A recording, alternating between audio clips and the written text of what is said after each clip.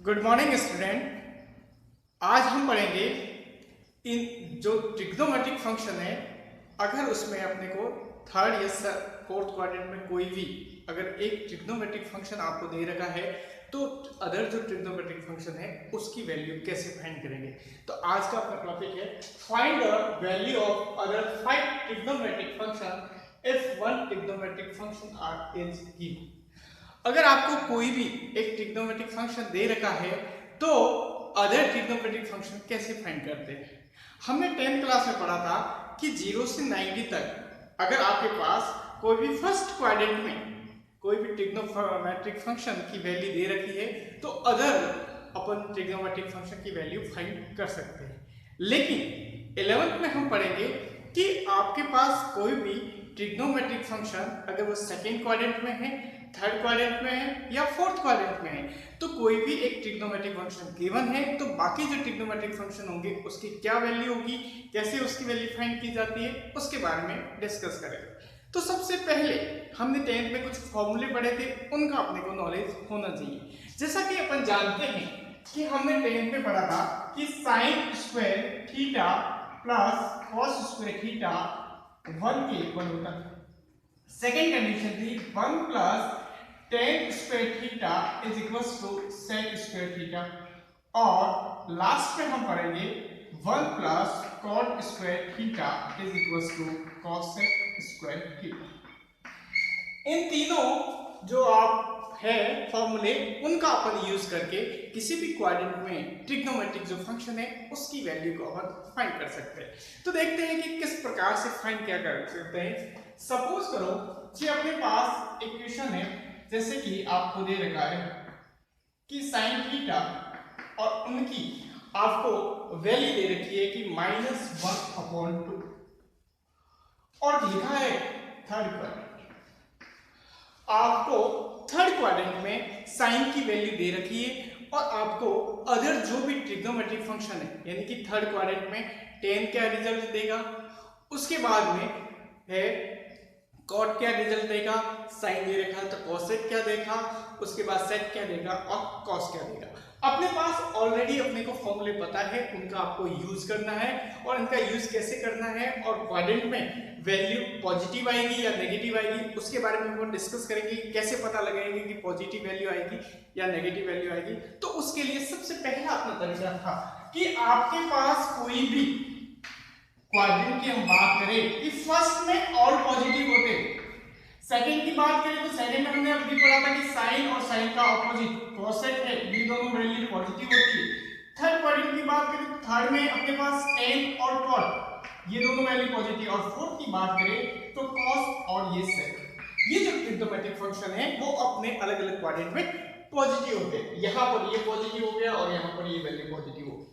अपने को डिस्कस करना है थर्ड क्वाड्रेंट, आपको थर्ड क्वाड्रेंट में डिस्कस करना है। तो थर्ड क्वाड्रेंट में वैल्यू क्या होगी वो ऊपर देखते हैं कि यहाँ पर थर्ड क्वाड्रेंट की बात करें तो यहाँ टेन और जो कॉट थीटा है वो वैल्यू पॉजिटिव होगी और बाकी सभी वैल्यू क्या हो जाएगी नेगेटिव। तो ये बात तो फिक्स हो गई कि अपने पास टेन और कॉट की वैल्यू को पॉजिटिव रखना है, बाकी सबको नेगेटिव रखना है। इन जो भी ये फॉर्मूले दे रखे हैं इनका यूज करके अब ये फॉर्मूले यूज कैसे करेंगे। साइन में दे रखा है तो अपन साइन से क्या फाइंड कर सकते हैं, तो अपन लिख सकते हैं कि sine square theta is equal to अपने पास हो जाएगा 1 - cos स्क्वायर थीटा, ये वैल्यू अपने पास हो गई। उसके बाद में हम साइन की वैल्यू तो अपन cos साइन की तो ऑलरेडी पता है तो अपन लिख सकते हैं cos square theta 1 - sin square theta. ये लिखने की वैसे जरूरत नहीं है, तो यहाँ पर आप साइन की वैल्यू को पुट कर दो तो आपके पास रिजल्ट आ जाएगा cos square theta is equal to 1 - sin, तो -1/2 का होल स्क्वायर रिजल्ट आ जाएगा। यहाँ पर आपके पास 1/4 और ये हो गया 3/4। तो अपन cos थीटा की बात करें तो cos थीटा की वैल्यू आ जाएगी ±√3/2। ये अपने पास रिजल्ट आ गया कि cos की दो वैल्यू अपने पास फाइंड की हमने। एक तो आ गया प्लस का √3/2 और एक वैल्यू आ गई माइनस का √3/2। अब हम बात करते हैं कि cos की प्लस की वैल्यू कहाँ डिफाइन होती है और cos में ही उसकी नेगेटिव वैल्यू कहाँ डिफाइन होती है। तो cos की प्लस की बात करें तो फर्स्ट और फोर्थ में ये पॉजिटिव होते हैं, सेकंड और थर्ड में कॉस की वैल्यू नेगेटिव होती है। अपने को थर्ड क्वाड्रेंट की बात करनी है तो थर्ड में ऑलरेडी कॉस क्या होता है, नेगेटिव होता है। तो यहाँ पर अपन लिख लेंगे कि cos theta is equals to हो जाएगा माइनस का √3/2 और ये 3/2 कौन से है, ये थर्ड क्वाड्रेंट में है, इसलिए हमने यहाँ पर ये वैल्यू इसकी नेगेटिव। एक और फॉर्मूला, इस फॉर्मूले का अपन यहाँ यूज करेंगे। उससे पहले अपन एक और बात देखते हैं कि cos थीटा फाइंड हो गया, अगर cos फाइंड हो गया, sin ऑलरेडी अपने को दे रखा है, तो अदर ट्रिग्नोमेट्रिक फंक्शन cosec इसका क्या हो जाएगा, तो इसका डायरेक्ट cosec क्या होता है 1/sin थीटा। तो यहाँ पर रिजल्ट आ गया 1/sin थीटा और sin थीटा है माइनस का 1/2, इसका अपन अपोजिट, तो इसको अपन चेंज करेंगे तो ये -2 आ जाएगा। अब हमने cos की वैल्यू अभी फाइंड की, तो cos आ गया माइनस का √3/2। cos क्या होता है, cos का ऑपोजिट क्या होता है sec 1/cos थीटा। और यहाँ पर हम डिस्कस करेंगे तो यहाँ पर अपने पास वैल्यू हो जाएगी माइनस का √3/2 थी, तो यहाँ पर हो जाएगा माइनस का 2/√3, ये अपने पास वैल्यू होगी। अब अपने को दो और ट्रिग्नोमेट्रिक फंक्शन रहे, एक tan हो गया और एक अपने पास क्या हो गया cot। इसको ये फॉर्मूले में अपन यूज कर सकते हैं और सिंपल तरीका अगर है तो एक और तरीका है आपके पास, ये अपन tan को ऐसे भी फाइंड कर सकते हैं। या तो आप ये फॉर्मूला लगाओ कि 1 + tan² theta is equal to sec² theta होता है और हम sec² थीटा की वैल्यू को फाइंड कर सकते हैं। sec² थीटा हो जाएगा आपके पास, यहां पर अपन बात करें तो अपन क्या करेंगे, tan की वैल्यू फाइंड करनी है तो tan को तो अपन 1 को उधर भेज देंगे, तो अपने पास रिजल्ट आ जाएगा कि आपके पास कि tan² theta is equal to sec² theta -1। इसके स्क्वायर में से -1 को सब्ट्रैक्ट करेंगे, वैल्यू आ जाएगी। tan ऑलरेडी क्या होता है थर्ड क्वाड्रेंट पॉजिटिव होता है, तो उसकी पॉजिटिव वैल्यू है। अगर ये आपको अच्छा नहीं लगे तो 10th में हमने एक फॉर्मूला पढ़ा था tan थीटा फाइंड करने का। अगर आपको sin और cos दे रखा है तो अपन सिंपल तरीके से ये लिख सकते हैं sin theta upon cos theta, ये अपने पास tan की वैल्यू। हमने ऑलरेडी sin की और cos की उनके थर्ड क्वाड्रेंट में क्या वैल्यू है वो वैल्यू हमने फाइंड कर दी थी। तो यहाँ पर डायरेक्टली जो भी वैल्यू इसको कैंसिल आउट करने पर आएगी वो थर्ड क्वाड्रेंट की ही आएगी। तो sin की थर्ड क्वाड्रेंट में वैल्यू थी -1/2, ये अपने को ऑलरेडी गिवन था, और हमने cos की जो वैल्यू थी -√3/2, ये हमने अभी फाइंड की। तो यहाँ से 2 से 2 कैंसिल हो गया, माइनस से, तो यहाँ पर 1/√3 ये इसकी वैल्यू आ गई और tan की थर्ड क्वाड्रेंट में वैल्यू आ गई 1/√3। अब हम tan के ऑपोजिट की बात करते हैं, cot थीटा वो 1/tan थीटा है, तो ये वैल्यू अपने पास आ जाएगी √3। तो अब आज हमने ये सीखा कि अपने पास कोई भी ट्रिग्नोमेट्रिक फंक्शन दे रखा है तो अदर ट्रिग्नोमेट्रिक फंक्शन उन क्वाड्रेंट में किस तरह से फाइंड किए जाते हैं उसके फॉर्मूले। तो आपको बेसिक रूप से ये 3 फॉर्मूले आपको याद रखने हैं और आप tan का ये फॉर्मूला लगा दिए आप इसको सॉल्व कर सकते हैं। और हम इसके बारे में एक और क्वेश्चन सॉल्व करेंगे, देखते हैं कि अगर आपके पास एक सिंपल और एक तरीका लेते हैं, एक और नया क्वेश्चन लेते हैं ताकि अपने को इस टाइप के जो भी क्वेश्चन आ रहे हैं वो अच्छी तरीके से सॉल्व हो जाए।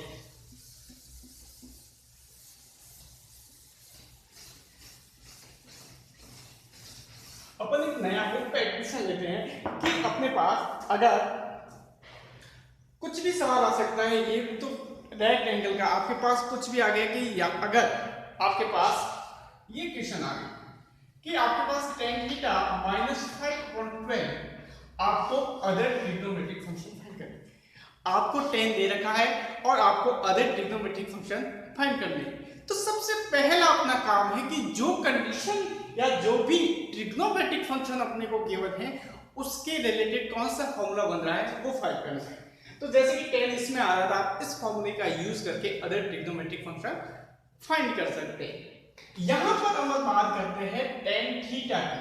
तो tan थीटा है तो सबसे पहला काम आपका ये है कि tan का ऑपोजिट क्या होता है उसको फाइंड कर लो। तो अपन डायरेक्टली यहां पर लिखेंगे कि cot theta is equals to -5/√3। यहां पर एक कंडीशन और दे रखी है अपने को सेकंड क्वाड्रेंट में वैल्यू फाइंड करनी है। यहाँ पर हमने कंडीशन नहीं लिखी क्योंकि tan जो नेगेटिव बात होती है या तो थर्ड या तो फोर्थ में होता है या सेकंड में होता है, तो यहाँ पर ये कंडीशन भी आपको गिवन होगी कि 10 कौन से क्वाड्रेंट में है, तो अपने को सभी को उसके सेकंड क्वाड्रेंट की वैल्यू फाइंड करनी है। तो यहाँ पर कॉट डायरेक्टली आ जाएगा, इसका ऑपोजिट लिखोगे तब। अब हम बात करते हैं कि कॉट का 10 में क्या क्या फॉर्मूले होते हैं वो देखते हैं। तो हम बात करते हैं कि 10 के ऊपर ये भी लिख सकते हैं कि 1 plus tan square theta is equal to हो गया sec स्क्वायर थीटा। यहाँ 10 की अपन वैल्यू पुट कर लेंगे तो आपके पास रिजल्ट आ जाएगा 5/20, तो अपन लिख लेंगे 25/144 is equal to sec square theta. LCM लिया 144, यहाँ 144 आ गया, यहाँ 25 आ गया और ये आपके पास हो गया sec स्क्वायर थीटा। इन दोनों को हमने ऐड किया तो रिजल्ट आ गया 169/144 sec स्क्वायर थीटा। और फिर हमने स्क्वायर रूट लिया तो यहाँ पर आपके पास रिजल्ट आ जाएगा sec थीटा, जो आपके पास आ जाएगा प्लस माइनस 30 अपॉन आपके पास आ गया। वापस sec की अपने पास यहाँ पर दो वैल्यू आई है, यहाँ पर एक वैल्यू पॉजिटिव है और एक वैल्यू नेगेटिव है। sec पॉजिटिव कौन से क्वाड्रेंट में होता है, फर्स्ट और फोर्थ में ये पॉजिटिव होता है, और ये नेगेटिव वही सेकेंड और थर्ड में। यहाँ पर अपने को नेगेटिव वैल्यू लिखी है, लेकिन कौन से क्वाड्रेंट में लेनी है वो आपको गिवन कंडीशन में लिखा हुआ है। तो यहाँ गिवन कंडीशन में अपने पास सेकंड क्वाड्रेंट लिखा हुआ है, तो अपने को सेकंड क्वाड्रेंट की वैल्यू लिखनी है, यानी नेगेटिव वैल्यू आपको लिखनी है। वैल्यू तो आपके पास है, बस साइन का पता लग जाएगा। तो अपने पास sec थीटा यहाँ पर अपने पास रिजल्ट आ जाएगा माइनस, और ये हो गया 30/20। अब अपने पास sec आ गया तो sec का ऑपोजिट cos होता है, तो आप ये भी कंडीशन लगा सकते हो।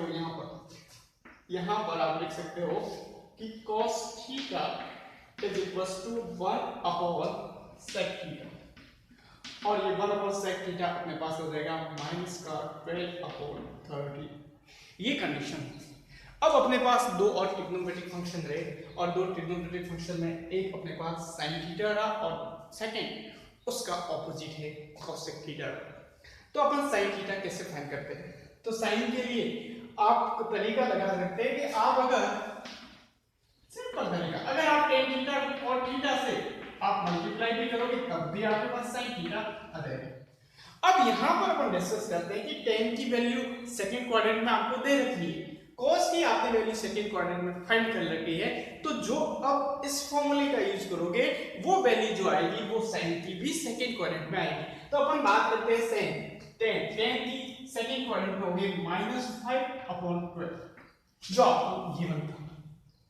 cos की अपने जस्ट अभी फाइंड की माइनस का 12/13, तो ये होगा -12/30, और यहाँ पर 12 से 12 कैंसिल, माइनस माइनस हो गया प्लस 5/30। तो यहाँ पर जो सेकंड क्वाड्रेंट में है sin की वैल्यू आ गई अपने पास प्लस का 5/13, और हम जानते हैं कि सेकंड जो क्वाड्रेंट है वहां पर sin और cos पॉजिटिव होता है, तो यहाँ पर भी ये वैल्यू अपने पास पॉजिटिव है। अब हम बात करते हैं उनके लास्ट जो है अपने पास ट्रिग्नोमेट्रिक फंक्शन cosec की, और cosec ऑलरेडी आप जानते हैं कि वो 1/sin थीटा होता है, और 1/sin थीटा जैसे आपने इसका यूज किया तो यहाँ पर आपके पास रिजल्ट आ जाएगा 30/5। तो इस टाइप से अपन कोई भी ट्रिग्नोमेट्रिक फंक्शन दे रहे हैं उसमें एक आपको ट्रिग्नोमेट्रिक फंक्शन गिवन है, अदर ट्रिग्नोमेट्रिक फंक्शन को उसके क्वाड्रेंट में अगर आपको फाइंड करना है तो इस तरीके से आप फाइंड कर सकते हैं। और भी इसके डायरेक्ट तरीके हैं वो भी हम बाद में डिस्कस करेंगे, लेकिन जो आपके सीबीएसई कोर्स में है एग्जाम 12 जो 11th में है उसमें आपको यही पैटर्न लगाओगे तो ज्यादा अच्छा है। अब आपको एग्जाम में जो भी आपके एक्सरसाइज में जो भी क्वेश्चन है वो आपको सॉल्व करने हैं। इसी बेस पर इस टाइप से क्वेश्चन आएगा, उसका क्वाड्रेंट आपको दे रखा होगा और आपको अदर ट्रिग्नोमेट्रिक फंक्शन फाइंड करने हैं। धन्यवाद।